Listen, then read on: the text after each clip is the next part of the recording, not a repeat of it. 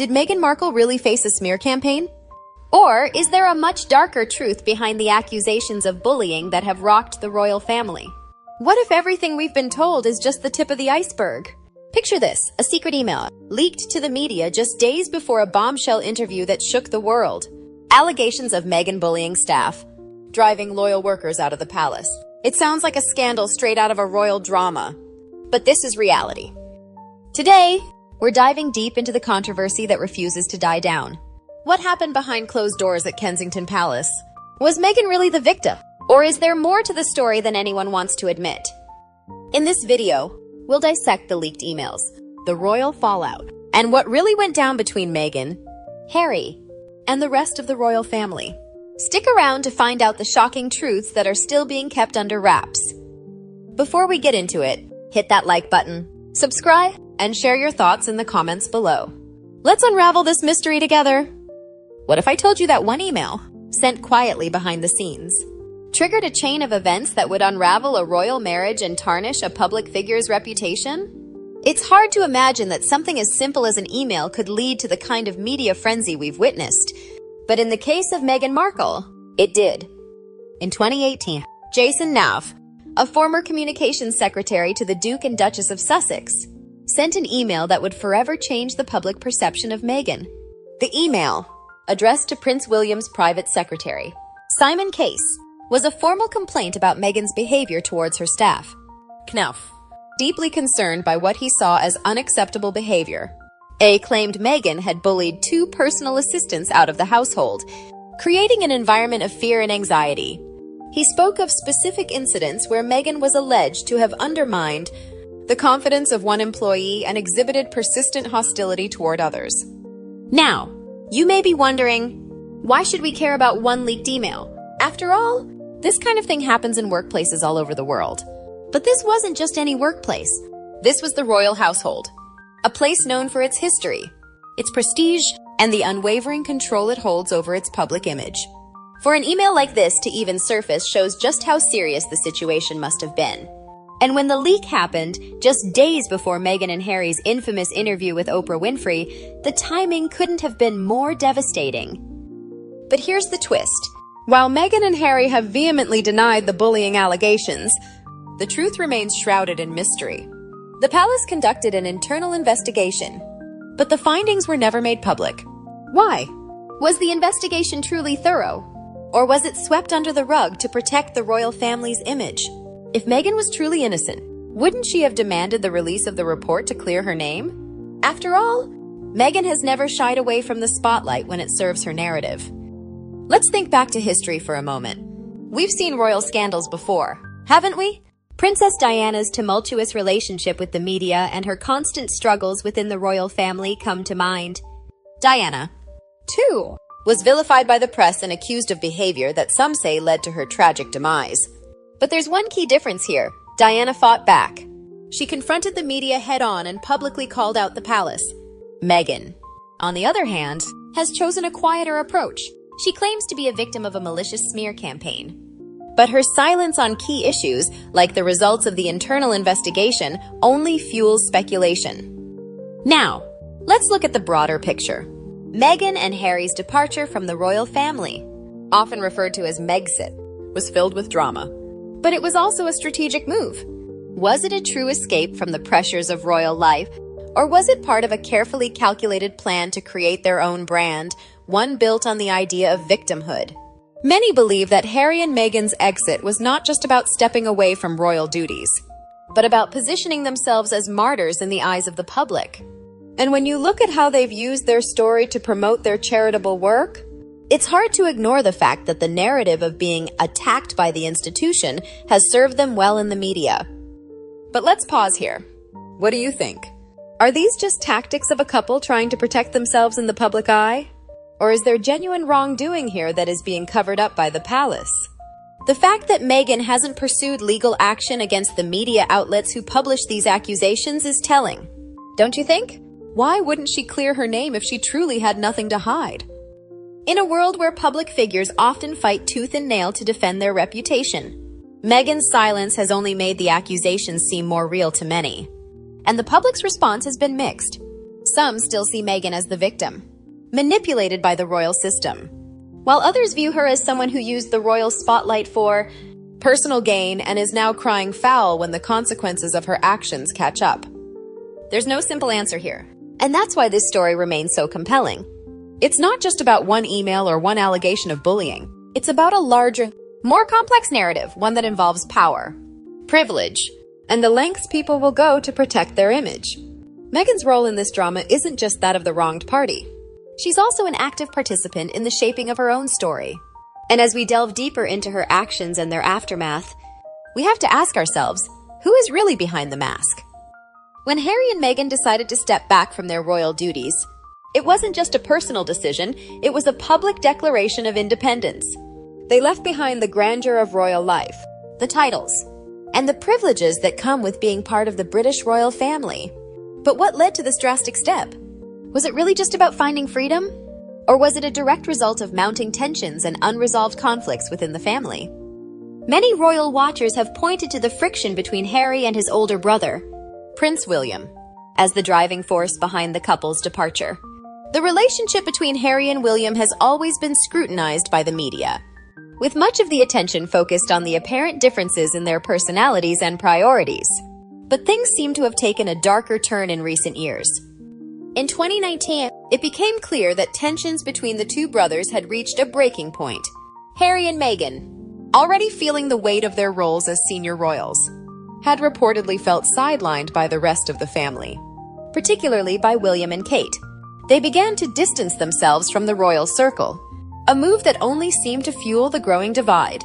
But was this division really as simple as a difference of opinion? Or was it something more personal? Let's rewind to a pivotal moment, the day Harry and Meghan announced their decision to step down from their royal roles. The statement was nothing short of shocking. It wasn't just an announcement about stepping back from duties, it was a bold declaration that they no longer wanted to follow the traditional royal path. This was a couple who had their own plans, their own vision for the future, and they weren't afraid to carve out their own destiny. But the timing was incredibly telling. Just weeks before this public break, Harry had been to visit his brother William, reportedly to talk about the family tensions. The infamous dog bowl incident is now a part of royal lore, with reports stating that William had confronted Harry about his relationship with Meghan, urging him to be cautious. Harry, reportedly, was upset by the way his brother handled the situation, and many believe that this conversation marked the beginning of the end for their relationship. Fast forward to the fallout, the public tension between Harry and Meghan on one side, and the rest of the royal family on the other, reached a fever pitch. William, as the future king, had always been viewed as the one who would uphold the traditions and values of the monarchy. But did his rigid approach to the family business alienate Harry? Was Harry simply seeking more freedom to define his own role, or was there a deeper sense of betrayal? Here's where it gets tricky. Harry and Meghan have made it clear in their interviews, particularly in their famous conversation with Oprah, that they felt unsupported by the royal family. Meghan spoke about feeling isolated, misunderstood, and even mistreated by certain members of the family. But there's another side to this story. Some insiders believe that the Sussexes' decision to go public with their grievances was less about seeking help and more about creating a narrative that would elevate their personal brand. Let's think about this for a moment. In any family, there are disagreements, right? Tensions rise, feelings get hurt, but it's rare to see such a public, bitter fallout. Harry and Meghan's decision to go public with their struggles and to accuse the family of racism and neglect has undoubtedly shaken the monarchy. But at what cost? Looking back, this isn't the first time the royal family has been rocked by internal strife. Princess Diana's tumultuous relationship with Charles and the public's fascination with her victimhood is a stark parallel. Just as Diana felt misunderstood and isolated within the royal fold, Harry and Meghan too have painted themselves as victims of the system. But unlike Diana, who used her public persona to challenge the institution, Harry and Meghan have been more strategic in how they've handled their narrative. Instead of directly confronting the palace, they've leveraged the media to their advantage, crafting a story that has the world's attention. Now, let's pause here and consider this. Is this divide between Harry and the rest of the family really just about royal duties? Or is it about something deeper, personal grievances that go beyond the public eye? And how do we, as the public, view their actions? Are they simply a couple trying to live their truth? Or are they causing irreparable damage to the family that gave them everything? It's easy to point fingers, but the truth is more nuanced. Harry and Meghan have undeniably broken away from the traditions of the monarchy, but they've also carved out a life that resonates with many people. For those who feel disenfranchised or misunderstood, their story offers hope and validation. But for those who hold the royal family and its traditions in high regard, Harry and Meghan's actions seem like nothing short of a betrayal. As we continue to peel back the layers of this royal drama, we arrive at one of the most compelling and, frankly, mysterious aspects of the entire saga, the silence of Meghan Markle. In a world where public figures are quick to defend themselves, Meghan's refusal to speak out directly about key issues, especially the allegations against her, raises questions that demand answers. Why hasn't she pursued legal action against those who've published these damaging stories? Why hasn't she fought to clear her name if she truly believes she's innocent? Now, we know that Meghan has built a career, not just as a member of the royal family, but as a media personality in her own right. She's no stranger to the spotlight, so when accusations of bullying and mistreatment of staff surfaced, one would expect a figure like Meghan, who has been vocal about so many things in the past, to speak out with the same intensity. Yet, she hasn't. Instead, she's chosen a different path, one of silence. But does silence truly mean innocence? Or is there something more at play here? This is where things start to get interesting.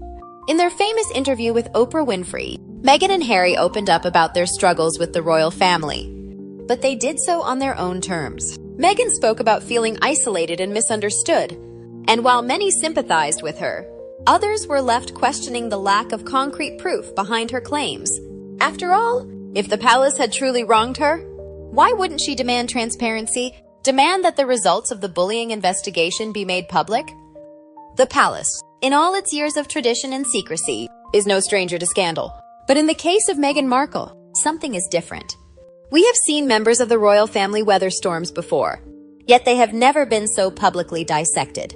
Princess Diana, for example, famously called out the institution, but her approach was far more direct. She used the media as a weapon, speaking to the public about her struggles, her pain, and her version of the truth. Diana's openness and willingness to confront the institution head-on made her a figure of immense public sympathy. But Meghan's silence speaks in a completely different way. Consider this. Meghan claims to have been the victim of a smear campaign. Yet she hasn't taken the steps that most would expect from someone in her position, defending herself legally, fighting to make her version of the story known. Why not? Is this a strategic decision, or is there something else at play? One theory that has gained traction is that Meghan is carefully curating her public persona. By remaining silent on certain issues, she's allowing the media to fill in the gaps. This creates an air of mystery. And in the world of public relations, mystery can be a powerful tool. But does that mystery make her seem more like a victim? Or does it make her appear as if she's hiding something? And then, there's the other side of the coin. Some would argue that Meghan's silence is a sign of her emotional toll. She's been under immense scrutiny, and perhaps, after years of being targeted by the press, she's chosen to step back and protect herself.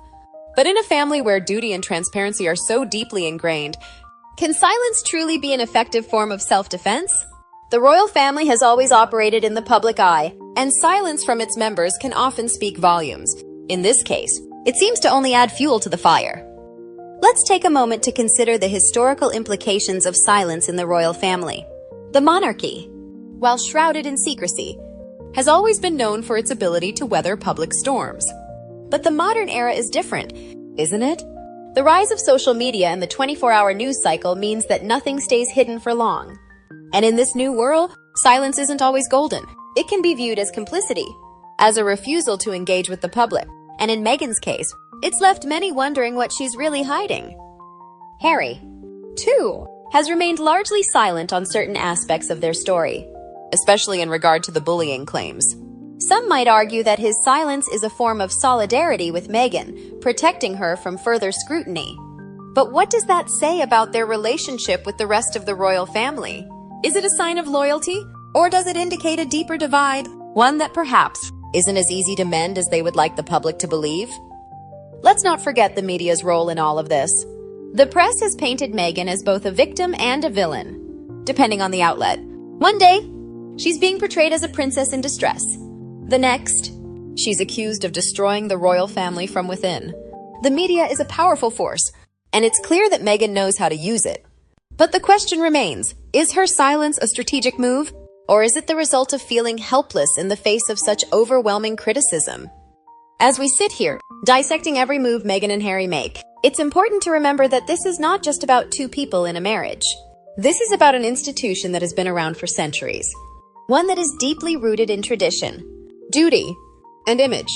When Harry and Meghan left, they weren't just stepping away from royal duties, they were challenging the very foundation of what it means to be a member of the royal family. As we reach the final chapter of this ongoing saga, we must confront the bigger picture, the long-term consequences of Meghan and Harry's decision to leave the royal family. It's one thing to step away from royal duties, but it's another to take the world along with you. So, what does this departure really mean for their future, for the royal family, and for the legacy of the monarchy itself? In the years since they left, Meghan and Harry have built their own empire, an empire that's often been at odds with the very institution they were once a part of. Through their media deals, public appearances, and charity work, they've managed to carve out a new life in America. But as they build their brand, they continue to push against the very structures that once supported them. It's almost as if they're in a constant state of rebellion. But here's the real question. Are they genuinely fighting for change? Or are they simply looking for attention?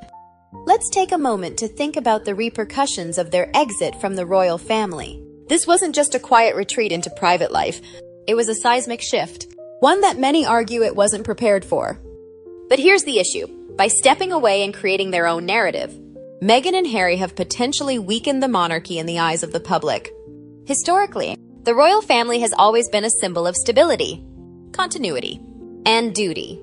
Yet, by abandoning their roles and turning their backs on the very institution that raised them, Harry and Meghan have created a fracture that may never be repaired. Now, you may be wondering, why does this matter? Why should we care about the royal family and its long-term future?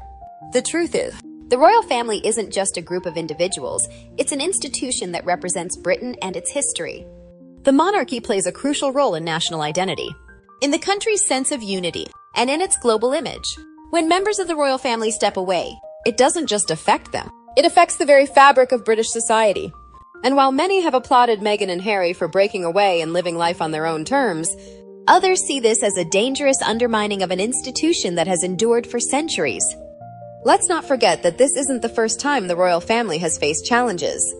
Think back to the abdication crisis of 1936 when King Edward VIII chose to abdicate the throne for love. His decision shook the monarchy to its core and changed the trajectory of British history.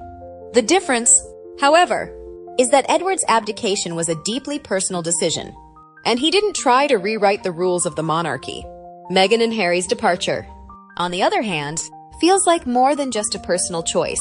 It feels like an open challenge to the very idea of what it means to be royal.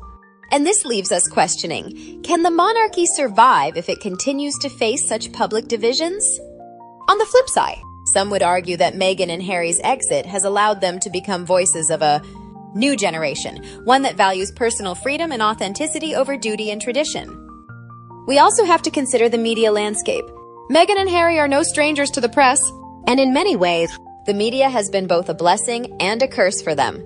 This has left many people feeling conflicted about their motives. Are they genuinely trying to make the world a better place?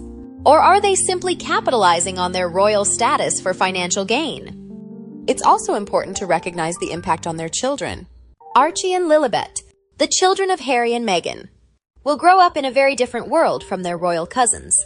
The question remains, will they one day look back and feel a sense of loss? Or will they be grateful for the freedom their parents have given them? One thing is clear, this story is far from over. As we continue to watch Meghan and Harry's journey unfold, we must ask ourselves, what does their story tell us about the evolving role of the monarchy in today's world? Will the royal family ever recover from the rift? Or is this the beginning of a new chapter, one that no longer depends on tradition? But here's where you come in. What do you think about Meghan and Harry's exit? Do you see them as victims of a system that failed them? Or as individuals seeking to control their own destiny? And how do you think this all impacts the future of the monarchy? I'd love to hear your thoughts. So make sure to leave a comment below and join the conversation. If you enjoyed this breakdown and want to stay updated on the latest royal family news, don't forget to hit that like button, subscribe to the Kate Middleton and the Queen YouTube channel, and click the notification bell so you never miss an update. We have plenty more in-depth discussions and royal insights coming your way. Stay tuned.